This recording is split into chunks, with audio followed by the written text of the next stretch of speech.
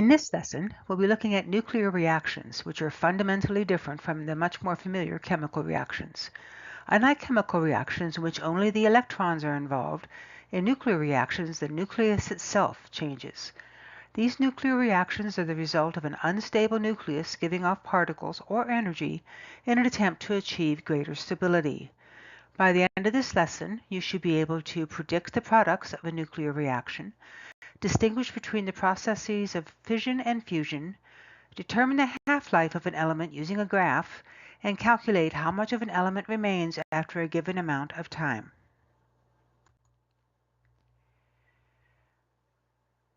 So let's first consider why it is that some nuclei are stable and some are not. If you consider we have a lithium-6 nucleus here, and we know that we have 3 protons. Scientists have looked at this, physicists in particular, and said that, well, protons repel each other, so there must be something holding them together. So they have very cleverly, I say this slightly facetiously, that decided to call it the strong force. And so the strong force is what holds the protons together in a nucleus. The strong force is strong enough to overcome the electrical repulsion between protons in small nuclei. So here we have sort of a vector diagram of the strong force versus the proton-proton repulsion versus the net force for a small nucleus. So we have the strong force shown with these blue arrows. I always kind of picture it kind of like rubber bands. And so we have these rubber bands holding it together. We still have that proton-proton repulsion. It doesn't go away. It's just that the strong force is stronger than the proton-proton repulsion, resulting in a net force that will keep the nucleus together.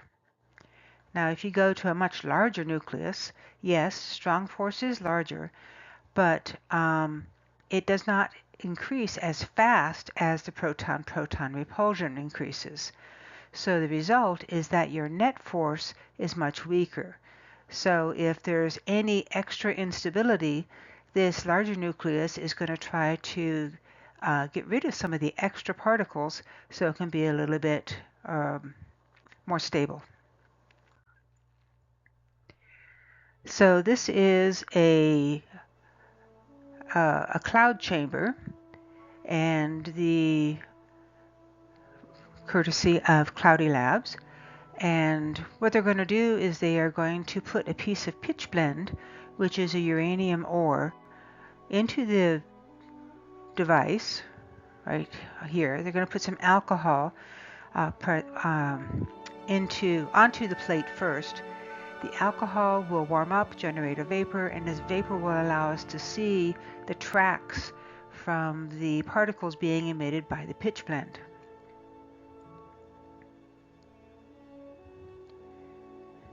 So more alcohol up in the top just to kind of seal things up. Make sure we have a nice vapor cloud being generated.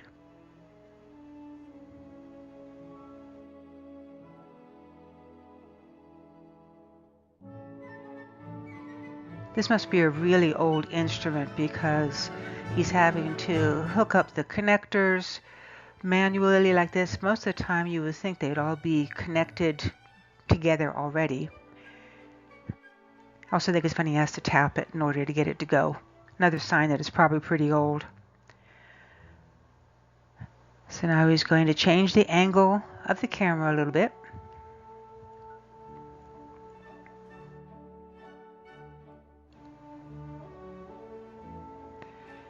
And you can see there's the pitchblende right there, and you can see the tracks starting to show up.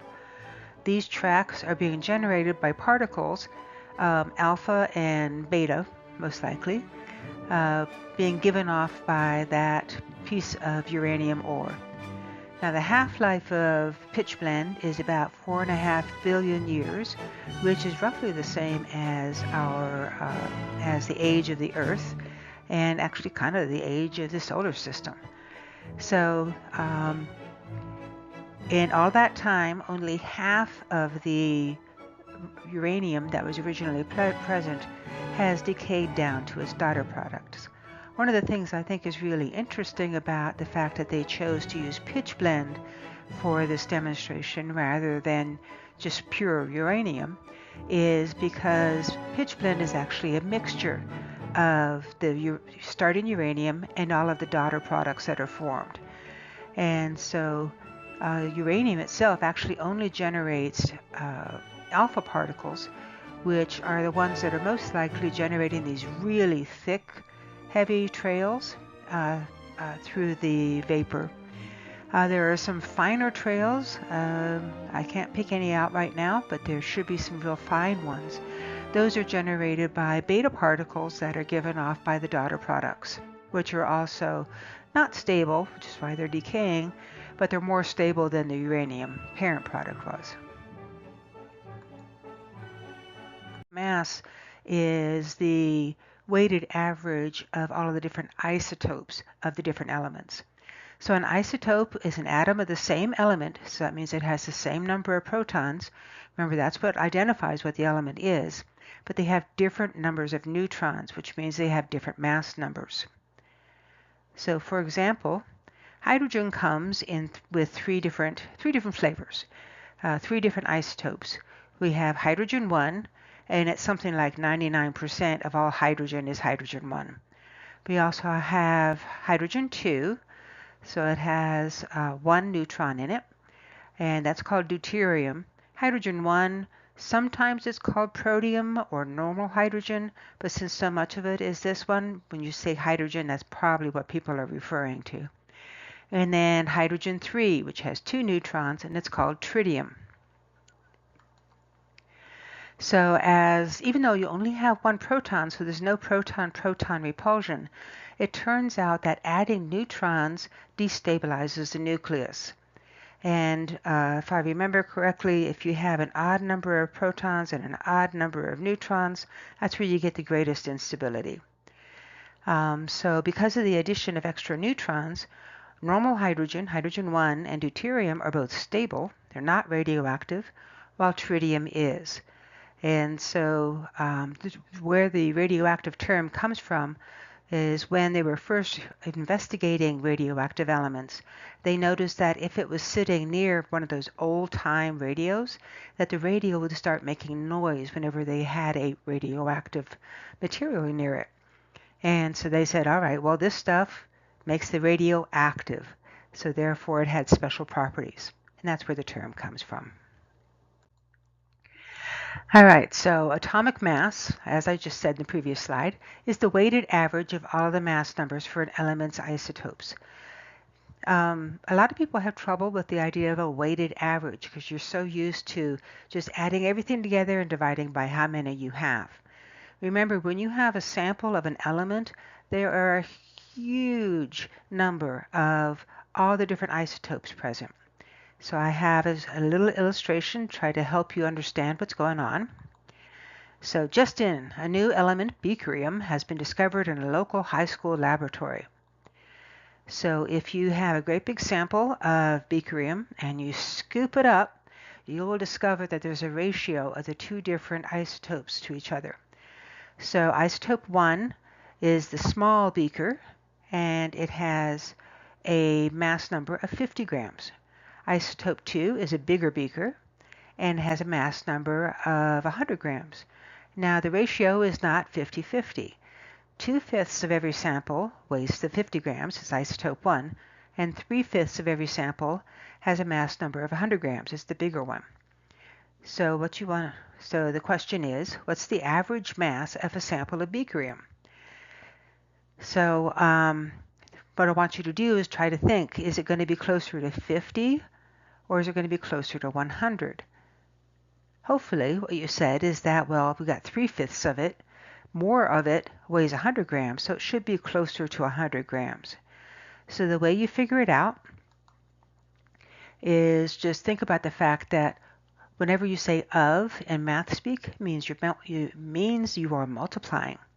So we go 2/5 times 50, which is down there, and then 3/5 times 100, and you get the weighted average, which is 80.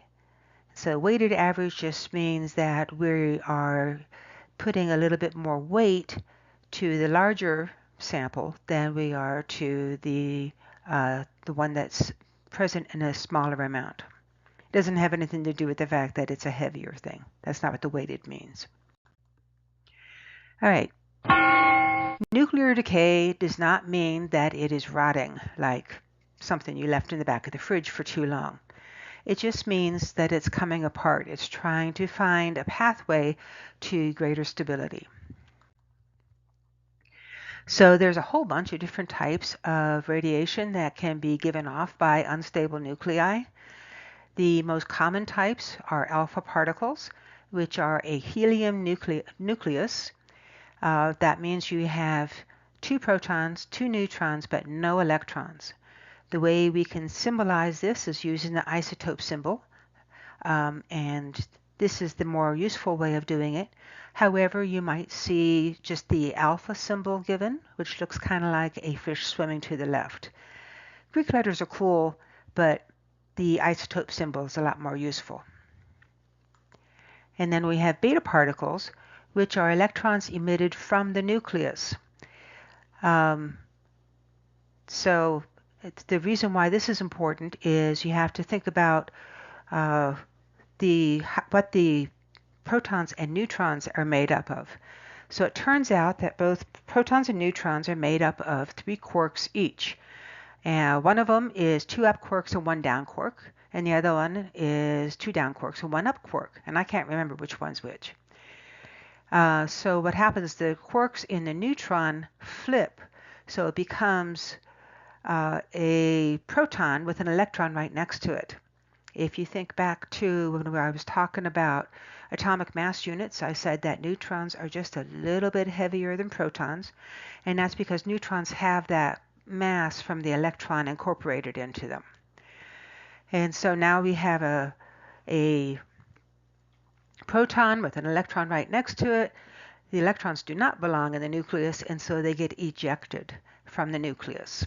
So that's where the beta particles are coming from. They're not just regular electrons. So our isotope symbol, the way we're going to represent it. So remember, this 2 tells us how many protons we have. So we have a +2 charge on that nucleus.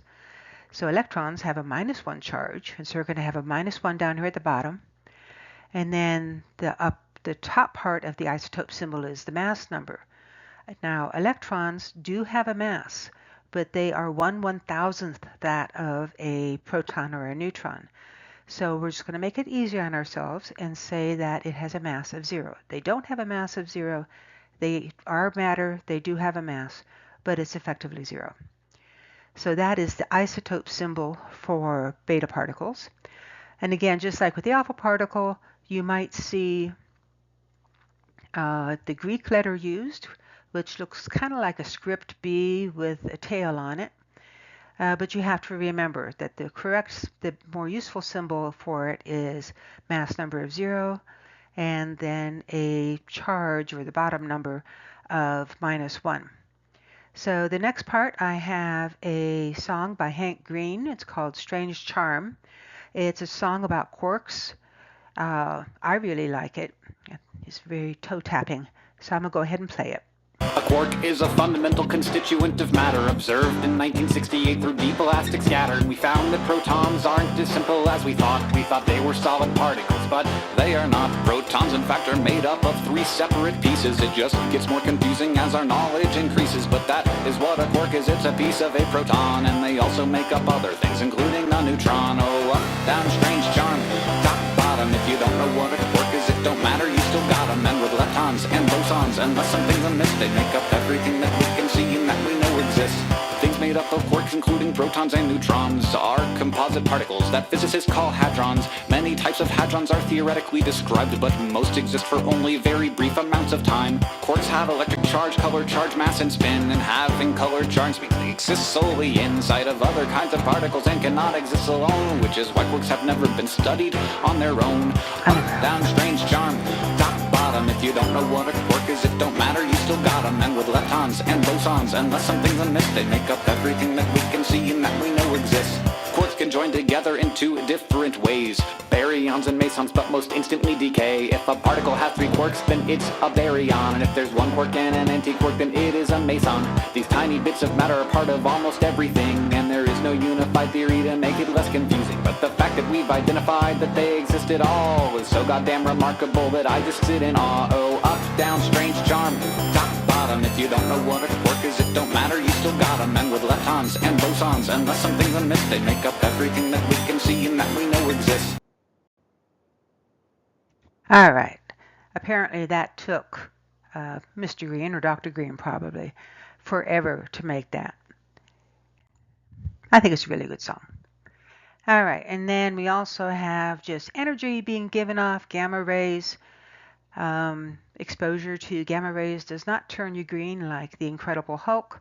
They are really, really bad. They are 1,000 times more penetrating than alpha particles are because they don't have any mass or charge. And what they do is they hit your DNA with a whole lot of energy, cause it to scramble, and then you get a lot of different tumors and cancer and stuff like that. So gamma rays are bad. All right, so now we're going to talk about some nuclear reactions. So we're going to have an alpha particle decay. And decay just means that it's giving off the particle that was referenced. So in this case, it's going to be giving off an alpha particle. So we have polonium-210. It's giving off an alpha particle. So I know in nuclear reactions, mass is not really conserved, but we're going to simplify it and say that yes, it is exactly conserved. And so that means that you have to have the same amount of mass both before and after. So that means that if the alpha particle weighs 4 units, that means our daughter particle is going to weigh 206 units. And then if we have a charge of plus 84, alpha particle has a charge of plus 2, that means that the daughter particle has 82 protons in it, charge of plus 2, which means that it's lead. The way you identify what the daughter particle is, you just look at that bottom number, the atomic number, look at a periodic table, and you fill in whatever element that is. All right, so let's look at, got a definition first. So transmutation is the changing of one element into another. So when polonium decays to lead by alpha particle emission, it has been transmutated. So here's my second example. So we have iodine-131 undergoing beta decay. Remember, decay means that it is emitting that particle. So it's going to be on the right-hand side of the arrow. So our mass number, remember mass is conserved, it's going to be 131. One of the ways to do this is to pretend that the arrow is like an equal sign. So you say 53 equals -1 plus 54. We look at what element number 54 is, and that is xenon. Sometimes you can capture different parts. In nuclear power plants, we have so many things flying around with so much energy that sometimes they'll smack into a big nucleus and it captures it instead. Barium is one of the elements that gets used to control the number of neutrons that are bouncing around inside of a nuclear reactor chamber. And this keeps it from going into runaway. All right, so now we're capturing the electron, which means we're going to add it to the barium-137. So that means our mass number of 137, atomic number of 55, which is cesium. And then sometimes you can have more than one particle involved. So here we have neptunium-237 undergoing 2 beta decays. So decay means it's going to be on the right-hand side of the arrow. So our mass number is 237. We have 93 equals -2 plus 95. We look at the periodic table, and that's americesium. All right, so it's typically there is a learning standard where they want to make sure you know the difference between fission and fusion. So just looking at the two words, one of them has an I and the other one has a U. That's one of the big differences. So let's focus in on that. So we have nuclear fission is what takes place inside of the nuclear power plants. That's the industrial process. We're splitting things up and making them tinier. So I know at this stage, this reaction equation is an example of nuclear fission. This is what goes on inside of a nuclear power plant. Does not make a whole lot of sense. So I have some pictures. So inside a nuclear power plant, we have a neutron, and then it smacks into a uranium nucleus, really big and unstable, breaks it up into typically a tellurium nucleus and a zirconium nucleus, and 2 more neutrons. So this is how you get that chain effect. 1 neutron produces 2 more neutrons, which then go off and they make 4, and then so on. So that's why we want to control the number of neutrons that are flying around. Fusion, on the other hand, has a U in it. This is the process that takes place in the sun. We're smushing things together to make them huger. I know huger isn't a word, but it has a U in it. There's the chemical or the nuclear equation. There's pictures. So what's taking place in our sun is we have, there's so much pressure present that we can take 2 deuterium atoms and smush them together to make a helium-4 atom. So half-life, another definition, the amount of time required for half of the unstable element to transmutate into another element. Key thing here is that the stuff doesn't disappear. You still have the same mass. We're just changing what it's made up. If it goes from being a pure substance to a mixture. So I'm going to go ahead and let it get started.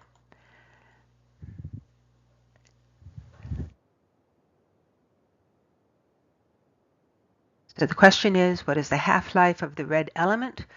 And the way you look at it, you just kind of focus in on that, and you see that for every 2 seconds, the amount of red that you have is cut in half. So that means that 2 seconds is the half-life.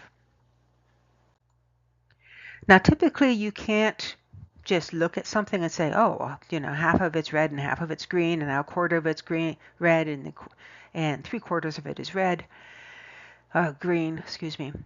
Typically what you have to do is you have to use some kind of indirect evidence in order to figure out what's going on. So here we have the radioactive decay of sodium-24, and we have some data, and we're given the number of disintegrations per second. And so this is like, it's directly proportional to how much of that sodium-24 you have. So we're going to plot that. And then when you're doing this kind of thing, you want to draw a nice smooth line through it. Don't do connect the dots, which is a lot of students want to do. And now we're ready to use this graph in order to figure out what the half-life is. All right, so the way you do this is you just pick a convenient point. This one starts out at 400, so that's really convenient. So you figure out how long it takes for that activity to drop to half of that initial value. And so we go down to 200, go over to where it intersects the line, drop down to the time axis, and we see that it takes 15 hours. Now the nice thing about radioactive decay, especially if you have noisy data, is it doesn't matter where on the curve. You can just pick convenient points. So it's going to take 15 hours to go from 400 to 200, another 15 hours to go from 200 to 100, another 15 hours to go from 100 to 50, and so on. So half-life calculations. Just remember, for every half-life that passes, half of the radioactive element has transmutated into something else, and we don't care about it anymore. So just an example, it's the easiest way to teach this. Element X, there is no element X, this is just a silly example, has a half-life of 11 days. How many grams are left after 33 days if you start out with 80 grams? So the first thing you want to do, and these steps are the same regardless of what kind of element you're talking about, you want to determine the number of half-lives that have passed. The way you do that is you take the total time that has passed, So in this case, 33 days, that's the total time. And we're going to divide it by time for one half-life. And so one half-life takes 11 days. So that means that we have had 3 half-lives have passed. And then you want to multiply your starting amount by 1/2 3 times to find out how much is left over. Now, I don't like fractions. I prefer decimal, so I'm going to use 0.5 instead of 1/2. So we have 80 times 0.5 times 0.5 times 0.5, which is the same thing as 80 times 0.5 cubed. It turns out when you're doing a lot of calculations, the fewer keystrokes you have, the less likely you are to make a mistake. So using a power like this is much preferable, is greatly preferred over multiplying it out like this. And so we get that 10 grams are left over, and that is of the original element X. Notice that our number of half-lives is equal to that power we ended up putting on the 0.5. So if you don't have a nice even number of half-lives, we'll see how we can use that previous tidbit. So it says a radioactive element has a half-life of 5 minutes. How much of a 10-gram sample is left after 17 minutes? So the steps are the same. Find your total number of half-lives that have passed. So 17 divided by 5, so 3.4 half-lives. It is really important that you don't start doing strange round-off things. You want to keep at least one decimal place. More would probably be better. I don't remember how that one works out. Because if you round it off, there's a big difference between 3 half-lives and 3.4 half-lives. So now we're going to do the amount remaining is equal to the amount you started out with times 0.5 raised to the 3.4. Thankfully, your calculators are quite capable of doing this. When I was in your place, we weren't supposed to use, nobody could afford calculators. Just kind of shows how old I am. And we would have had to use some sort of weird logarithmic approach in order to figure this out.